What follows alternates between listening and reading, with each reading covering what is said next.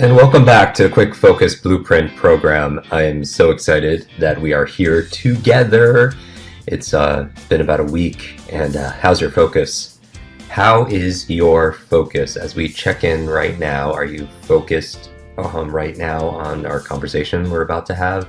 Or is your mind somewhere else? Is your focus of attention thinking about the day or things that have happened already today?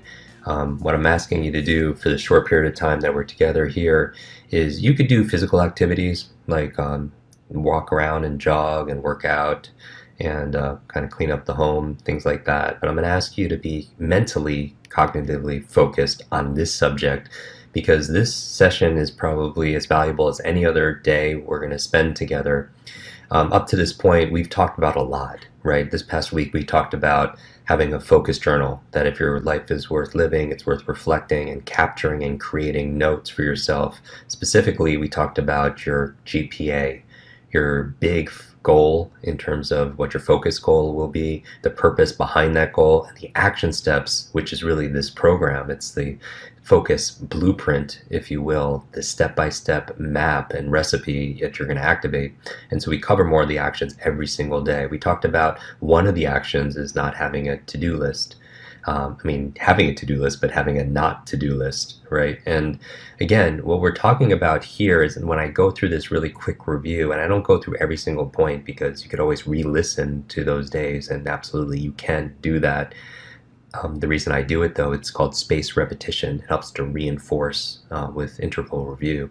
We talked about a not to-do list as when you say no to something, you can say yes to other things. So really, if you say no to all the other options, that one option is the only thing that's left that you must do. We talked about the Pomodoro technique, which says that your focus really, for the most part, is limited to about 25 minutes, and to set an alarm and then take these brain breaks throughout the day creates more primacy and recency that allows you to focus and retain and learn. We talked about things that could distract you, and that's what I'm going to talk about today. We talked about 3 different things: distracting foods and the foods to eat. We talked about distracting thoughts, which could be an issue for a lot of people. Negative self-talk. Oh, I have a horrible time focusing. I can't always get distracted. I'm just too old, or I'm just not smart enough, or whatever those negative thoughts are. And we talked also about the last thing, which is distracting, which is being too sedentary, meaning sitting all the time and not moving. And we talked about different movements that you could do to activate your brain and your concentration. Now, in this, we talked about So we talked about foods, you are what you eat. We talked about your thoughts, like, part of us believe that we're part of who we are. Part of who we are is our thoughts and our self-talk.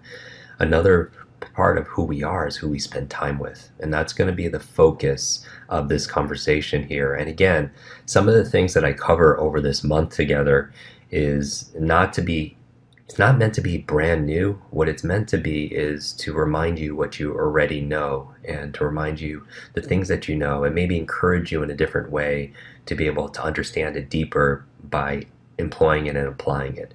And so there's this phrase that says, "Tell me who you spend time with, and I will tell you who you are." It was the old adage is, "Tell me with whom you consort with, and I will tell you who you are." And Seneca wrote a very long time ago, "Choose someone whose way of life as well as words, and whose very face as mirroring the character that lies behind it, have won your approval. Be always pointing him out to yourself either as your guardian or as your model. There is a need, in my view, for someone as a standard against which our characters can measure themselves. Without a ruler to do it against, you won't make crooked straight." And those were written centuries ago by Seneca. And so most recently in the personal development field, the phrase that we always hear is by Jim Rohn. And he said that we are the average of the 5 people we spend the most time with. So the idea here from a neurological standpoint is I'm not just talking about your neurological networks, like your brain networks, or your biological networks. I'm talking about your social networks, because this is the thing. The reality is it's not your biology that's going to influence you, whether or not certain habits you have, like eating or smoking. It's more connected to your social networks. Like, for example, if your friend's friend smokes, you're more likely to smoke. Okay, and one of the reasons why, from a neurological standpoint, is we have these things called mirror neurons. Mirror neurons, and this is kind of like how children learn. They learn through imitation. They pick up. Remember, you know this if you're a parent, that it's not what you say, it's what you do, because that's what they're really paying attention to. And you know that also, because it's not so much what you say, it's how you say it, and also it's our body in terms of how we're using congruency. And so the reason why I'm bringing this up specifically in this session is when it comes to relationships, we are greatly influenced, whether we want to or not, by the people closest to us. It affects our way of thinking, it affects our self-esteem, it affects the decisions that we make, it affects our beliefs, it affects our behaviors, and it affects our focus. And so what I want to do in this conversation is just to sensitize you, to help you become more aware of who drains you and who uplifts you. I've said for years that I believe that there are two kinds of people. There's some people that batteries are included, like toys, right? Batteries are included. And some people you meet and you're like, where the battery's not included in this version, and they take all of your energy. And so are you spending time with a positive peer group? Because that's really the focus gem here today. Positive peer group, because that's one of the things that you need to have a very quick brain, as we call it. To be able to learn faster, to be able to achieve more. You want to be able to be around people who challenge you, people who educate you, people who inspire you, people who raise your standard. And this doesn't have to be everybody, because I realize that sometimes the ones who love us the most are the ones who sometimes can hold us back. And it's not because they don't love you, whether it's family or friends, it's just because sometimes, and it's different for each person, but for example, one of the reasons it could be is just people don't want to see you advance because they're afraid of losing you. And it's an amygdala thing. It's fight or flight. People are like, you're going and listening to another podcast, you're going to another conference, why are you always reading those books and all those different things? And maybe those people love you, but they just don't want to see you change or maybe grow, because either they feel like they're going to lose you, or because it creates contrast, meaning the human mind understands things through comparison, and when you are making change and you're transforming, it creates a gap. And some people could either feel afraid of losing you, or maybe a fear of that you become more significant. And regardless, my thing here is you could choose. And that's really the bottom line for this program, is you have a decision. You could always decide what to focus on. You could always decide who has influence in your life. And I know I've used this metaphor before, but I talk about the difference between a thermometer and a thermostat. That a thermometer, the function of a thermometer, it reflects the functionality, it feedbacks what the environment is giving it, right? But the thermostat is different. A thermostat sets a standard, it sets a goal, it sets a dream, it sets a temperature, and the environment changes. And so we're all thermometers at some point. We all react to things like the weather or how our friends treat us. And so nobody is invulnerable there. But to the degree you want happiness and fulfillment, according to the research, says that you want to maintain as much as you can the locus of control, meaning your happiness is coming from within. I tell people, I get tagged in this quote every single day, but that metaphor of like an egg, and you've heard me say this before, but just as a reminder, that if an egg is broken by an outside force, life ends. But if it's broken by an inside force, life begins. And so all great things begin on the inside. And so our friend Brendan Burchard says that your life gets changed one of two ways. Either something new comes into your life, right? A new opportunity, a new person, a new knowledge or an idea, or something new comes out of you, right? A new level of courage, a new level of compassion, a new level of discipline, and then work ethic and caring. And so My main thing here is you could love your friends, you could love your family, but you could choose your positive peer group, right? Because part of what keeps your brain active is being around people who inspire you. And it doesn't have to be every single person, but I'm saying you could choose wisely. And you could know a lot of people, but you can't be really close to a lot of people, right? Because we all have a certain level of focus. Most people have a handful of really like 4 or 5, upwards of 7 close people in their life. But past that, it's hard to really keep track of everybody, absent social media in terms of getting people's updates. But I would ask you to survey your relationships in your life. And are you spending time with people? Ask yourself these questions, basic questions. You could come up with a lot more.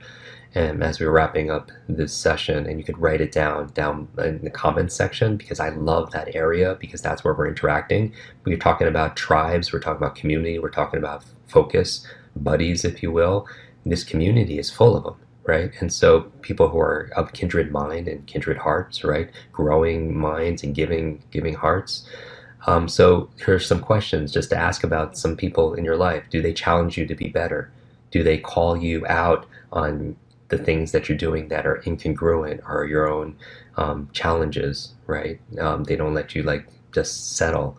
Are they an example of a kind of person that you want to be in terms of characters or integrity? Do they question you in a kind way? Not nice like placate to you and tell you what you want to hear, but do they question you from a place of caring?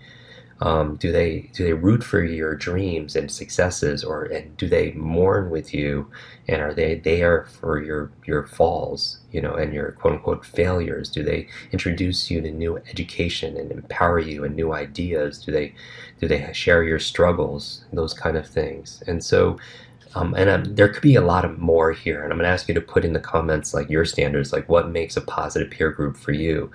What does that situation look like for you? Do you have somebody close in your life like that? And I would say 3 things, takeaways right now. 3 things. Number 1 is to find a focused friend. We're early in this program right now. Somebody that maybe you could do this program with, or even if they're not going through the program with you, that you could share every single day and tell them, hey, this is what I learned today. I'm going through this quick focus blueprint program for 30 days. My goal is to improve my focus and concentration. Do you want to know what I learned today? And have what I call a focus friend. And a focus friend is somebody who's that for you, that person that could keep you accountable to things. We mentioned the other day about working out and movement, how movement is very important to keep your focus and concentration, but having someone to work out with keeps you more accountable. So do you have a focused friend? And maybe you could find a focused friend through this, and find somebody who's very interested in doing this program or learning what you're learning in this program. You could also connect with people in this program, in this community also as well, and find a focused friend, a focused buddy. Number 2 is, for years I've been part of masterminds, and if you're familiar with the book Think and Grow Rich, and I always recommend books, right? Think and Grow Rich by Napoleon Hill, it's the classic, and they talk about the power of a mastermind, and that's where more than one individual gets together that are like-minded, and they set goals, and they help people, they help each other, they share best practices, and they hold space for our goals and our dreams together. So a mastermind is something that I have in my life and have had for years, where I get together with a handful of friends, and we get together once a month at different places, different people's homes, and we rotate, or if we're at a distance, we go on Skype or Zoom or FaceTime, and we get together and we check in with each other at least once a month. And we talk about, maybe we do 15 minutes each. We talk about problems, we talk about passions, we talk about projects, and then we talk about, and we get feedback, because these focus friends, right, that comprise this mastermind have different perspectives, right? They all have different life experience, and so we get to learn in a very sacred space, where we have a cone of confidence there, and that's part of someone having a level of loyalty and trustworthiness and creating a mastermind. And so that's something that I would encourage you to do, that you could create a mastermind where you get together and you could, have centered around a book or centered around a certain training, or even what we're doing right now in terms of Kwik Focus Blueprint. And so create a mastermind. And then finally, the third thing I would say is, besides a focus friend, besides creating a mastermind of 2 or more individuals that meet regularly and share best practices, encourage each other, is get a coach if it's possible. Hire a coach. And I'm really big on coaches. I've for my whole life, adult life, I've paid for coaches, a voice coach, a business coach, a personal trainer. Anyone who has an expertise in an area, they've been and they've gone through what you've gone through, and they've gone to where you want to go, and they can help you get there faster with less stress and more peace of mind. And hiring a coach, like a focus coach, somebody to keep you focused on your business, somebody that understands financials, someone who understands health, right? Maybe a health coach, but they help you to keep your consistency, and they help to maintain your concentration, which obviously this is a focus program. And so those are the 4 things, the 3 things I just said in terms of action steps: find a focus friend, mastermind, and a coach. And right before that, I talked about going through your friends and family, maybe doing a little bit of an audit with those questions, about whether that they challenge you, or do they let you coast? Are they calling you out on, when you're out of integrity? Do they question you? Do they root for your success? Do they mourn your failures, and so on? And here's the other thing. And while it's ideal to be around really great people and the 5 people that you're the average of and so on, it's also necessary to have critics in your life. So I'm not saying that everyone doesn't serve a purpose. It's useful to have people in your life that are maybe your frenemies, if you will, that because they take you to different places that maybe your positive peer group won't take you. And they can also be a source of lessons also as well. So I would just reinforce that. And so who you spend time with is who you become. You change your life by consistently and consciously choosing to surround yourself with people who believe in you, and they believe in who you want to be, and they believe in your dreams. And so my question for you today in the comments is, what do you think about these 4 things? Do you have someone or some people in your life who meet the criteria? And what other criteria would you add to this list? And I would love to know your comments there. And I would encourage you to remember, it's also not the amount of friends you can count on Facebook and everything. It's not the amount of friends you can count. But for me, it's always been the ones you can count on. And so we are counting on you, and you can count on us. And I'll see you tomorrow.